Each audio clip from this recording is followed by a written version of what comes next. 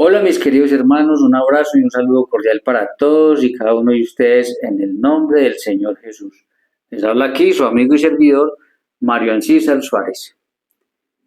El día de hoy quiero compartir con ustedes el que para mí, repito, para mí es el texto que resume toda la historia del ser humano desde que fue creado hasta el final de su historia.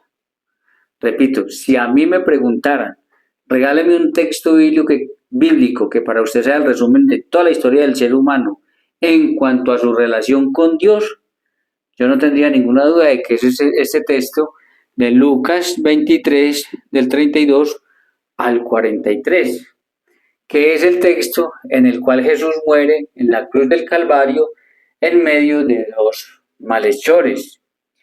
Porque para mí este texto es el que resume toda la historia del ser humano de principio a fin y su relación con Dios. Por lo siguiente, porque tenemos en la cruz del Calvario a uno que salva, que es Jesús, que es Dios. Tenemos a uno que no se deja salvar, uno de los malhechores, y tenemos a otro de los malhechores que se deja salvar por el Señor. Entonces, para mí, de principio a fin de la historia, desde que fue creado el hombre hasta que exista, siempre habrán hombres, y hablo de hombres y mujeres que se dejan salvar por el Señor, y siempre habrán hombres y mujeres en toda la historia que no se dejan salvar por el Señor. Y todo eso lo hemos representado en este pasaje de la Escritura de Lucas 23, del 32 al 43, que voy a leer y que luego entonces vamos a entrar a mirar qué fue lo que hizo cada uno de los dos para que uno represente a todos aquellos hombres que no se dejan salvar por el Señor y el otro represente a todos aquellos hombres y mujeres que a través de la historia se van a dejar salvar por el Señor. Dice así, vamos a leer entonces, Lucas 23, 32. Llevaban además otros dos malhechores para ejecutarlos con él. Malhechor 1, malhechor 2. Llegados al lugar llamado Calvario, le crucificaron allí a él y a los malhechores, uno a la derecha y otro a la izquierda. Entonces, uno a la izquierda de Jesús, al Jesús estar así, este es el malhechor 1, y el otro a la derecha. Vamos a adelantar al versículo 39. Uno de los malhechores colgados le insultaba, ¿no eres tú el Cristo? Pues sálvate a ti y a nosotros. Pero el otro le respondió diciendo, ¿es que no temes a Dios tú que sufres la misma condena? Y nosotros con razón, porque no lo hemos merecido con nuestros hechos. En cambio, este nada malo ha hecho. Y decía, Jesús, acuérdate de mí cuando vengas en tu reino. Jesús le dijo, yo te aseguro, hoy estarás conmigo en el paraíso. Entonces, mis queridos hermanos, vamos a entrar entonces a analizar este texto, vamos a mirar qué fue lo que hizo cada uno para que uno tengamos la certeza de que se dejó salvar por el Señor y el otro tengamos prácticamente la certeza de que no se dejó salvar por el Señor. Y vamos a ver algo muy interesante. Lo que Jesús haga con cada uno de ellos no depende de Jesús, depende de lo que cada uno de ellos haga. Y esto es muy importante, mis queridos hermanos, porque vuelve y nos reafirma esto que tanto nos mostró Jesús en los evangelios. La salvación, más que de Jesús, que es Dios, depende de lo que cada uno de nosotros haga. Por eso es que la fe y las obras van unidas. Vamos a ver las obras que va a hacer cada uno de los dos y cómo uno hizo obras que no permiten que el Señor lo salve y cómo el otro hizo obras que permiten que el Señor lo salve. Entonces vamos a entrar a mirar cada uno de ellos. Primero vamos a mirar el malhechor número 1, que es el que no se deja salvar. Este malhechor representa entonces a todas aquellas personas de principio a fin de la historia que no se dejan salvar por el Señor, ya sean ateos, ya sean satánicos, ya sean falsos profetas, ya sean, en fin, todas aquellas personas que de principio a fin de la historia rechazan la salvación que nos trae Dios por medio de su Hijo Jesucristo. Vamos a empezar entonces con ese malhechor. Miren lo que dice, versículo 39. Uno de los malhechores, Entonces, repito, malhechor número uno de los malhechores, el que representa a los que no se dejan salvar, vamos a mirar las obras que hizo. Uno de los malhechores colgados le insultaba. Entonces, característica número uno de aquellos que no se dejan salvar por Jesucristo. Característica número uno es el insulto a Dios. Miren, mis queridos hermanos, todos aquellos que no se dejan salvar por el Señor, de una manera u otra, lo que tienden es a insultar al Señor. Y ojo, porque a Dios no solamente se le insulta como palabras, como tal vez lo haga un ateo, como tal vez lo haga un satánico, como tal vez lo haga uno de estos que rechaza a Jesucristo y está metido en todos estos rollos de ideología de género, en fin, de abortos y todas estas cosas. No, a Dios se le insulta también yendo en contra de su voluntad. Por ejemplo, si uno va a Mateo 26:26, Jesús tomó pan en sus manos y dijo: esto es mi cuerpo, coman todos de él. Entonces a Jesús se le insulta cuando viene alguien y dice: no, eso no es el cuerpo de Jesús, eso es simbólico, eso es una mera representación. ¿Cómo va a ser una mera representación si Jesús, que es Dios, nos está diciendo: esto es mi cuerpo, coman de él, esta es mi sangre, tomen? Si ustedes van a Juan 20, 19, 23, se dan cuenta que Jesús, después de resucitado, se aparece a los discípulos y instituye el sacramento de la reconciliación. Y les dice a los apóstoles: a quienes ustedes le perdonen los pecados, les son perdonados. A quienes se los retengan, les son retenidos. Entonces, ¿es un insulto a Dios decir: no, yo no me confieso con un tipo pecador? ¿Cómo me voy a confesar con un hombre pecador? Dios no pudo haber dicho eso, pero si Jesús, que es Dios, instituyó ese ministerio en medio de sus apóstoles, en medio de sus discípulos, lo dejó en medio de ellos. Y es la forma como el Señor quiere salvar al mundo, perdonando los pecados por medio de ese ministerio. Entonces insultamos a Dios cuando decimos: no, a mí no me importa que ahí lo diga, yo realmente creo que no es así. Yo le creo a un falso profeta que me dice que eso no es así. Eso también es un insulto a Dios. Si vamos, por ejemplo, a Mateo 16:18, tú eres Pedro y sobre esta piedra edifico mi iglesia, edificaré mi iglesia. No, es que Jesús no fundó ninguna iglesia, la iglesia es espiritual. ¿Por qué? Porque ahí cabe cualquiera que funde por ahí cualquier secta. Funda una secta por ahí y empieza a decir: yo soy la iglesia, nosotros somos la iglesia de Jesús. Jesús no fundó ninguna iglesia. Si Jesús está diciendo: tú eres Pedro y sobre esta piedra edificaré mi iglesia, una sola iglesia, pues decir que no, eso es un insulto a Dios. Entonces tenemos que, como característica principal del que no se deja salvar, que representa a todos aquellos hombres y mujeres a través de la historia que no se dejan salvar por el Señor, es el insulto a Dios de una u otra manera. De una u otra manera. Nosotros lo vemos constantemente por medio de los abortistas, por medio de los de la ideología de género, por medio de todas aquellas personas que rechazan a Dios y lo que Dios ha establecido. El insulto a Dios. Sigamos. ¿No eres tú el Cristo? Pues sálvate a ti y a nosotros. Miren, lo segundo que caracteriza al que no se deja salvar es la insidia. En forma de pregunta le dicen: ¿no eres tú el Cristo? Oye, como dudando de que lo sea. No eres, si eres, ¿qué haces colgado en esa cruz?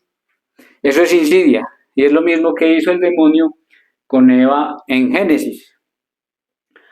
Con que Dios les dijo que no comieran de ninguno de los árboles. Eso era una mentira. Dios les dijo: coman de todos los árboles menos de aquel. Entonces él viene con esa insidia, con esa cizaña y dice: con que Dios les dijo que no comieran de ninguno.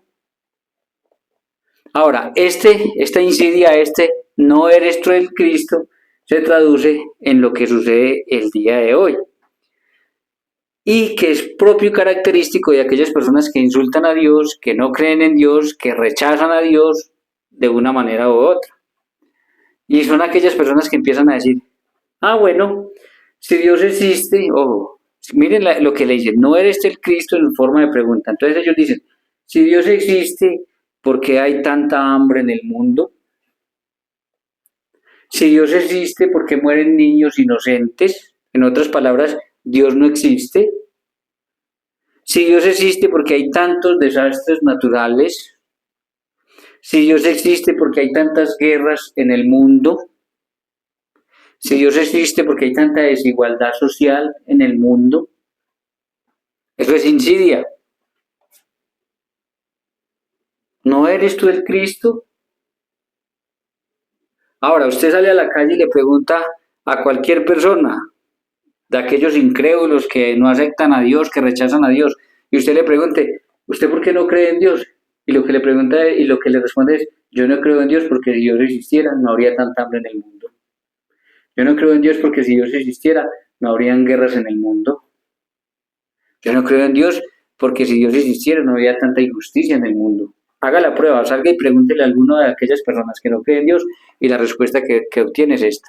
Y es la misma respuesta que está recibiendo, que está dando o que está teniendo aquella persona que no se deja salvar por el Señor. ¿No eres tú el Cristo? Es la misma respuesta. Entonces, la insidia, la cizaña, todo eso es propio y característico de aquellos que no se dejan salvar por el Señor. Sigamos. Pues sálvate a ti y a nosotros, que está incluida entre los dos. No eres tú el Cristo, pues sálvate a ti y a nosotros. Aquí lo que está pidiendo es una prueba. Bájate, bájate, sálvate a ti y a nosotros. Entonces, normalmente lo que hacen aquellos que no se dejan salvar por el Señor es pedir pruebas de que Dios existe. Y son las mismas pruebas de las que estamos hablando. Si Dios existe, no debiera de haber maldad en el mundo. ¿Qué desconocimiento tienen de la Sagrada Escritura y de cómo Dios nos presenta todo? ¿Acaso no se dan cuenta que en Génesis 1:1, todo el capítulo 1, Dios todo lo hizo bueno? Y que quien dañó la creación fue el demonio cuando apareció y engañó a Eva. Engañó a Eva y a Adán. Después cuando ellos se acuestan, ya se acuestan en pecado y el primer hijo que nace es Caín y mata a su hermano Abel. ¿Acaso eso ya es culpa de Dios? Que el hombre libre y voluntariamente haya decidido desobedecer a Dios y obedecer al demonio y dañar la creación. Eso no es culpa de Dios.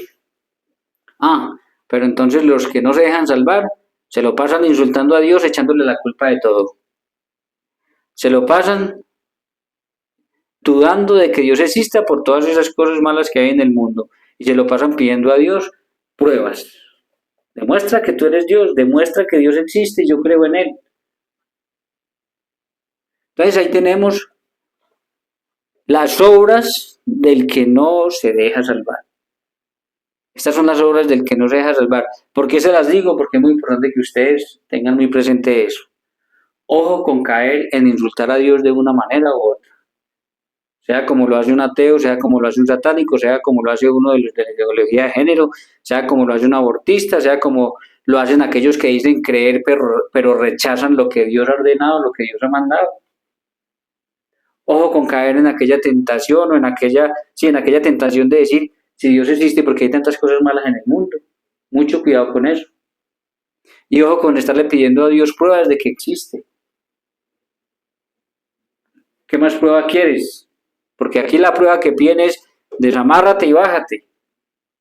En otras palabras, detrás de todo esto está Satanás, que quiere que Jesucristo no sea fiel a Dios y cumpla con la redención. Eso es realmente lo que está pasando. Todo esto es obra de Satanás para que Jesús se baje de la cruz. Y si Jesús hubiera bajado de la cruz, no estuviéramos nosotros redimidos. Él no hubiera arreglado lo que se dañó en el libro del Génesis, por culpa de Adán y de Eva. Entonces todo esto no es otra cosa más que obra del demonio. Tengan mucho, mucho cuidado con esto. Se los digo para que lo tengan en cuenta y tengan mucho cuidado. Ahora vamos a mirar las obras del malhechor número 2, que es el que está a la derecha de Jesús, al Jesús estar así, que es el que se deja salvar. Las obras, lo que hizo. Vamos a mirarlas. Pero el otro, es decir, el malhechor número 2, le respondió diciendo, ¿es que no temes a Dios tú que sufres la misma condena? Entonces, mire qué tan interesante. Este está insultando a Jesús y este lo mira y le dice, ¿es que no temes a Dios tú que sufres la misma condena? En otras palabras, lo primero que hace, la primera obra que hace este malhechor es que reconoce que Jesús es Dios. Esta es la primera obra que hace este malhechor. No sé si me entendieron, lo voy a volver a repetir. Este está insultando a Jesús. Y este llega y lo mira y le dice, es que no temes a Dios, tú que sufres la misma condena. Entonces, primera obra del que se deja salvar, reconoce que Jesús es Dios. Y solo aquellos que reconocen que Jesús es Dios y además reconocen que aún a pesar de ser Dios, no, está muriendo en la cruz por nuestros pecados, para pagar por nuestros pecados, ella alcanza lo que vamos a ver que alcanzó. Por eso es que este hombre representa a todos los creyentes de principio a fin de la historia que se dejan salvar por el Señor, porque reconocen que Jesús es Dios. Lo segundo que hace este es, y ahí mismo lo vemos, es que reprende al incrédulo, es decir, le predica. Es que no temes a Dios, tú que sufres la misma condena. ¿Qué está haciendo? Está reprendiendo al que no se deja salvar y le está predicando. Segunda obra, entonces, reconoce que Jesús es Dios, reprende al incrédulo y le predica al incrédulo.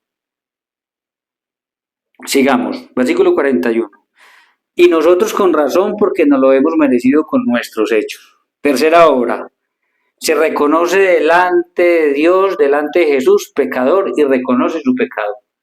Miren lo que dice, nosotros con razón porque nos lo merecemos por lo que hicimos. Entonces, se reconoce delante de Jesús pecador y reconoce su pecado, reconoce que lo que está pasando ahí con él, que está muriendo en esa cruz, que está colgado ahí, porque hizo algo malo.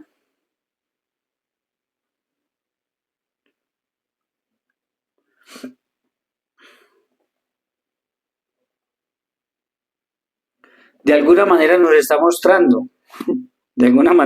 mostrando que el malhechor que no se dejó salvar estaba culpando a Dios por lo que le estaba pasando.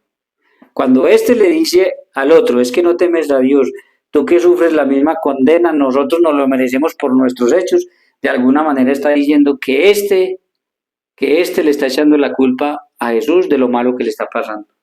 Y eso es muy característico, mis queridos hermanos, de muchas personas. Miren, vamos a poner un ejemplo. Un hombre casado que debiera de ser fiel a su esposa, debiera de ser fiel a su matrimonio, pues entonces a él se le da por irse a un prostíbulo y se acuesta con una prostituta. Díganme ustedes si no es cierto lo que les voy a contar. Le pegan un SIDA. Y cuando le pegan un SIDA resulta enfermo en un hospital. Y cuando están enfermos en ese hospital sufriendo, dice, ¿por qué Dios me hizo esto? Pero ¿cómo que por qué Dios me hizo esto? ¿Acaso Dios no le mandó a decir por medio de muchos predicadores, perdón, de sus padres, de sacerdotes, de gente enviada por él, que el adulterio es pecado, que el adulterio no estaba bien, y una de las cosas por las que no está bien es porque le puede pasar algo y Dios no quiere que le pase nada? Entonces, si Dios le manda a decir por medio de un montón de personas que eso está mal, que lo mejor que él debe hacer es ser fiel a su esposa, y se va y comete adulterio, y le pegan un SIDA, ¿cómo va a estar sufriendo y echándole la culpa a Jesús por lo que le está pasando? De alguna manera lo que éste hace nos muestra que éste le estaba echando la culpa a Jesús por lo que le estaba pasando. Así que mucho cuidado, mi querido hermano. Cuando tú tengas un problema o una dificultad porque te lo buscaste, porque te pusiste a hacer cosas en contra de lo que Dios decía, cuando estés sufriendo las consecuencias, cuando estés pasando por esa cruz, no le eches la culpa a Jesús, Él no tiene la culpa. Miremos qué sigue diciendo, versículo 42. Y decía, y en el mismo versículo 41, perdón, decía, y nosotros con razón, porque nos lo hemos merecido con nuestros hechos. En cambio, este nada malo ha hecho. Entonces dice, en cambio Jesús nada malo ha hecho. Entonces, la cuarta obra del que se deja salvar es que reconoce que Jesús es inocente. Reconoce que Dios es inocente de toda la maldad que hay en el mundo. Reconoce que Dios es inocente de lo que a nosotros nos pasa porque nos lo buscamos por ser desobedientes a Dios. Ojo, reconoce que todo lo malo que hay en el mundo, aquello del hambre, aquello de las guerras, aquello de tanta maldad, aquello de tanta injusticia, no es culpa de Dios, porque Él sabe lo que sabemos nosotros los creyentes. Nosotros sabemos que eso no es culpa de Dios, que eso es culpa de nosotros los mismos hombres. ¿Por qué le vamos a echar la culpa a Dios de lo que los hombres hemos hecho? De lo que los poderosos en el mundo han hecho, de lo que los políticos en el mundo hacen, incluso de la pereza del que no quiere hacer nada y entonces está aguantando hambre, porque también hay gente que no quiere hacer nada y está aguantando hambre. ¿Le va a echar la culpa a Dios? Entonces, el que se deja salvar por el Señor, que representa a todos aquellos hombres de principio a fin de la historia, que se dejan salvar por Jesús, que es Dios, reconocemos que Jesús, es decir, que Dios es inocente, que Dios no tiene la culpa de todo lo malo que sucede en el mundo. Vamos a seguir. Versículo 42. Y decía, Jesús, acuérdate de mí cuando vengas en tu reino. Miren esta última obra. Este hombre pide la salvación de su alma. Pero es muy importante que nosotros tengamos en cuenta el contexto. No podemos olvidar el contexto. Este hombre pide la salvación de su alma después de haber hecho estas obras. Reconocer que Jesús es Dios, reprender y predicarle al incrédulo, reconocerse pecador y reconocer su pecado delante de Jesús que es Dios, reconocer que Jesús que es Dios no tiene la culpa de nada de lo malo que hay en el mundo, y ahí sí pide la salvación para su alma. Entonces no podemos olvidar el contexto y son las obras que Él ya ha hecho para poder decirle al Señor, acuérdate de mí cuando vengas en tu reino. Entonces, contrario al malhechor, que no se deja salvar por el Señor, que insulta a Dios, que pide pruebas, que se lo pasa diciendo si Dios existiera, ¿por qué hay tanta maldad en el mundo? ¿Por qué hay tanta hambre? Este reconoce que Jesús es Dios, este reprende y le predica al incrédulo, se reconoce pecador y reconoce su pecado delante de Jesús, este reconoce que Jesús que es Dios es inocente de toda la maldad que hay en el mundo y pide la salvación para su alma. Eso hace que, miren, eso hace que en el versículo 43 dice así, Jesús le dijo. Esto hace entonces que Jesús fije su mirada en él. Fíjense que Jesús no fija su mirada en el malhechor que no se deja salvar. Jesús fija su mirada en el malhechor que se deja salvar. Alguien me podría decir, bueno, pero es que el Evangelio dice que Jesús vino por los pecadores, por los enfermos, no por los aliviados. Pero aquí hay algo bien interesante que a mí me ha gustado meditar y es que eso es cierto, pero esto es para mostrar que hay personas, que sobre todo aquellos que no se dejan salvar, que insultan a Dios, que le piden pruebas, hay personas que aunque estén en su lecho de muerte y estén agonizando, como lo está este hombre que le quedan poquitas horas, van a rechazar la salvación que Jesús les da. ¿Cuántas personas conocemos que están en su lecho de muerte y están echándole la culpa a Dios de todo lo malo que les ha pasado, incluso de estar muriendo ahí y renegando de Dios? Entonces esto es para mostrar simplemente que hay personas que definitivamente van a rechazar la salvación que Jesús les trae. Jesús le dijo, yo te aseguro, y a mí esto, mi hermano, miren, si nosotros entendiéramos esto, dice Juan 1.1 que Jesús es el verbo, la palabra del Padre por la cual Dios hizo todo. Es decir, que cuando Dios dijo, hágase la tierra, y la tierra se hizo, esa palabra que Él pronunció y que todo se hizo fue Jesús. Y si ustedes van a los evangelios, todo lo que Jesús decía se hacía.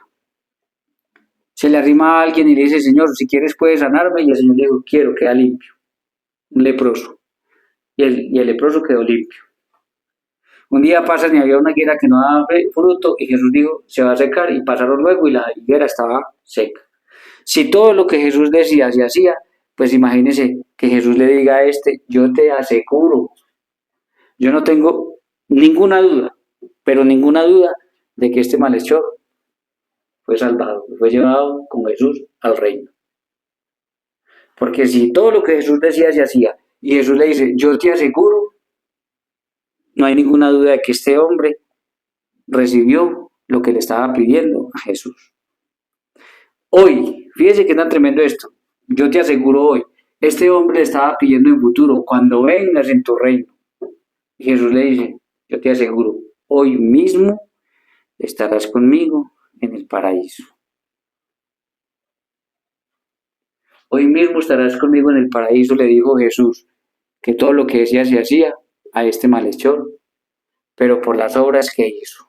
Reconocer que Jesús es Dios, reprender al incrédulo y predicarle, reconocerse pecador y reconocer su pecado delante de Jesús, reconocer que Jesús, que es Dios, no tiene la culpa de todo lo malo y pedir la salvación de su alma. ¿Qué nos queda entonces, mis queridos hermanos, a nosotros después de ver esto? Donde claramente vemos por qué para mí, si a mí me preguntan, esto es una opinión personal, para mí este texto es el que representa toda la historia del ser humano desde el inicio hasta que exista en cuanto a su relación con Dios. Está claro que para mí es este, porque Jesús, que es Dios, siempre nos querrá dar la salvación, pero siempre habrán unos que no se dejarán salvar y sus obras son insultar a Dios, pedirle pruebas, etcétera, etcétera. Y siempre habrán otros representados en este que se dejan salvar por el Señor y sus obras son estas que ya he mencionado varias veces. ¿Qué nos queda a nosotros entonces, mis queridos hermanos? Pensar yo de qué lado estoy más. Si yo me paro un segundo, cierro mis ojos y empiezo a pensar en cada una de estas cosas que les he mostrado, ¿de qué lado estoy más? ¿Será que yo he insultado en algún momento al Señor? Puede que yo sea creyente, pero yendo en contra de lo que el Señor nos está diciendo. ¿Será que yo soy de los que está pidiéndole pruebas a Dios y en ese caso las pruebas son hay que acabar con todo lo malo en el mundo porque si no tú no existes? ¿Será de los que yo le estoy diciendo bájate, demuestra que eres Dios y haz algo? Y ojo, porque aquí entonces era el demonio utilizándolo para que él se bajara de la cruz y no hiciera la redención. Pero pruebas de que Jesús es Dios y que existe hay muchas. ¿Cuántas cosas buenas ha hecho el Señor por nosotros? El hecho de pasar un día más de vida, ¿acaso no es un milagro que el Señor nos está mostrando para que nosotros creamos que existe?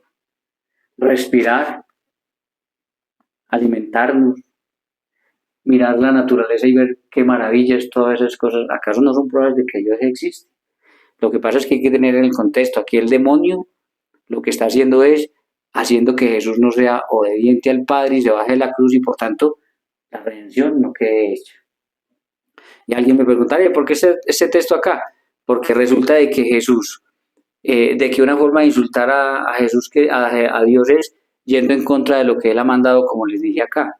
Y alguien podrá decir, sí, no, yo no creo mucho en eso. Pues si miran en Juan 8, del 31 al 47, Jesús llama hijos del demonio a los que no creen en sus palabras. Léanlo, del 31 al 47, verán que Jesús dice, les llama hijos del demonio a los judíos que creen en él, pero no creen en sus palabras. Porque eso también es un insulto a Dios. Entonces, mis queridos hermanos, quería compartir ese pasaje con ustedes para que cada uno de nosotros pueda sacar un momento y pensar de qué lado estoy yo más. Y por favor, si estás un poco de este lado, aléjate, porque este no se dejó salvar por el Señor. Y vente para este lado. Haz las obras que éste hizo y para que el Señor también te pueda decir a ti, yo te aseguro, hoy mismo estarás conmigo en el paraíso. Quiero aprovechar antes de cerrar lo siguiente. Quiero hacer algunas aclaraciones. La primera es que este texto lo toman las sectas para decir que no existe el purgatorio, porque según ellos esta es una muestra clara de eso, ya que Jesús no mandó a este hombre al purgatorio. Que este hombre fue salvado sin pasar por el purgatorio. ¿Qué podemos responder a este argumento? Pues la respuesta a este argumento es obvia. Si este hombre se acaba de confesar con Jesús unos segundos antes de morir, ¿para qué necesita ir al purgatorio? Si el purgatorio es para aquellos que van a ir al cielo, sí, pero tienen algunas manchas pequeñas en su vida por las cuales no pueden entrar directamente al cielo. Porque nadie que no esté perfectamente purificado no puede entrar al cielo. Entonces, si alguien se muere y ha sido una persona buena, pero dijo una mentira, bueno, algo así suave, no puede ir directamente al cielo. y Dios tampoco lo va a condenar porque dijo una mentira. Entonces, ese argumento no es válido porque este hombre se acaba de confesar con Jesús mismo, entonces no necesita pasar por el purgatorio. ¿Qué quiere decir esto entonces? Que cuando uno muere confesado, va directamente al cielo. Y por eso la iglesia es tan sabia que muchas personas antes de morir llaman al sacerdote y les da la extrema unción. Pero antes de la extrema unción las personas se confiesan. Entonces mire la bendición que tenemos y todo lo que el Señor nos proporciona. También enseñan otros que no debemos confesarnos con un hombre pecador, igual que nosotros, porque según la Biblia, este hombre se salvó porque se confesó directamente con Jesús, que es Dios. ¿Qué podemos responder a esto? La respuesta es muy sencilla. En este momento de la cruz, Jesús todavía no había instituido el sacramento de la reconciliación. Recuerden que el sacramento de la reconciliación Jesús lo instituye después de que resucita y se aparece a los discípulos cuando ellos estaban con las puertas cerradas, muertos de miedo. Entonces, como en ese momento no existía ese sacramento instituido por Jesús, el de la reconciliación, el del perdón de los pecados, pues a este hombre lo que le quedaba era hacerlo delante de Jesús, que es Dios. ¿Qué me muestra a mí esto? Que a Jesús le pareció tan buena idea esto, que cuando resucita, le da ese ministerio a sus discípulos para que ellos lo puedan seguir ejerciendo y las personas puedan morir reconciliadas con el Señor. Porque Jesús es muy claro, a quienes ustedes perdonen, yo perdono. Y acuérdense en que en Lucas 10:16 Jesús les dice, quienes a ustedes reciben, a mí reciben, quienes a ustedes desechan, a mí desechan. Entonces Jesús se identifica con lo que sus apóstoles enviados hagan. Entonces la respuesta es muy sencilla. A lo del purgatorio no tiene que pasar por allá porque acaba de morir confesado. Y a lo de que yo no me confieso con un hombre pecador porque este hombre se salvó y se confesó directamente con Jesús, Jesús todavía no había instituido el sacramento de la reconciliación, eso lo hace después de resucitar. Entonces eso para que ustedes y yo lo tengamos en cuenta y sepamos responder cuando nos encontremos con estas objeciones. Bien, mis queridos hermanos, eso era lo que les traía el día de hoy para que lo reflexionen, lo mediten. Recuerden que si no son parte de este canal, los invito a que se suscriban y ustedes pueden hacer mucho y es compartir este material con familiares, amigos y conocidos. Primero toquen esa campanita que hay ahí, esa campanita les notifica que hay un nuevo video y así entonces ustedes se programan y lo pueden ver y así el canal no se les pierde. Y segundo, sobre todo compartan este material con familiares, amigos y conocidos, reúnanse, analícenlo, mírenlo, convérsenlo, profundícenlo. Y la forma como ustedes nos pueden ayudar de alguna manera a nosotros es compartiéndolo. Que yo se lo comparto a otras personas y no lo ven, bueno, ya problema de ellos, usted haga lo que corresponde. Si cree que este material es bueno, compártalo. Entonces, mis queridos hermanos, que Dios los bendiga y nos vemos en una próxima ocasión.